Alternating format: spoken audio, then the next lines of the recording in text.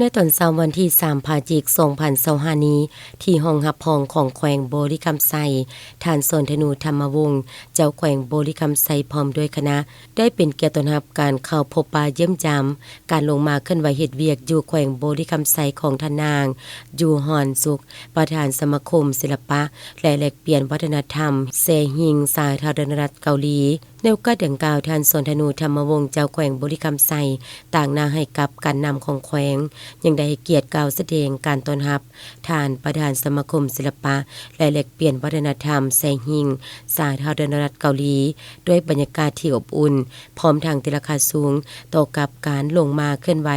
เวียกงานของท่านร่วมกับแผนกการต่างๆของแขวงโบริคำไซ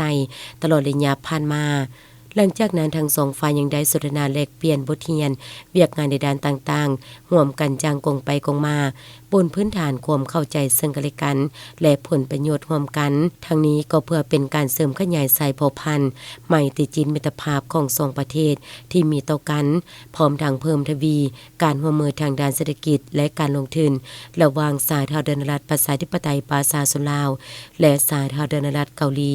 สร้างเงื่อนไขให้แก่ภาคธุรกิจของสองประเทศได้รู้จักซึ่งกันและกันให้หลายขึ้น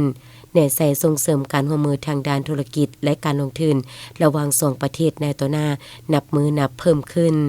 เนื่องในโอกาสที่ท่านประธานสมาคมศิลปะและแลกเปลี่ยนวัฒนธรรมแซฮิงสาธารณรัฐเกาหลีได้ลงมาเคลื่อนไหวพบปะเยี่ยมยามการนำแขวงโบริคำไซในครั้งนี้ท่านยังได้นำเอาคอมพิวเตอร์จำนวน50ชุดมูลค่า600กว่าล้านกีบมอบให้องค์การปกครองแขวงโบริคำไซเพื่อนำใช้เข้าในเวียกงานของแขวงเติมอีกต่างหน้าองค์การปกครองแขวงให้เกียรติขึ้นรับคอมพิวเตอร์ที่มอบให้ในครั้งนี้โดยแม่นท่านสนธนูธรรมวงศ์เจ้าแขวงโบริคำไซพร้อมด้วยคณะ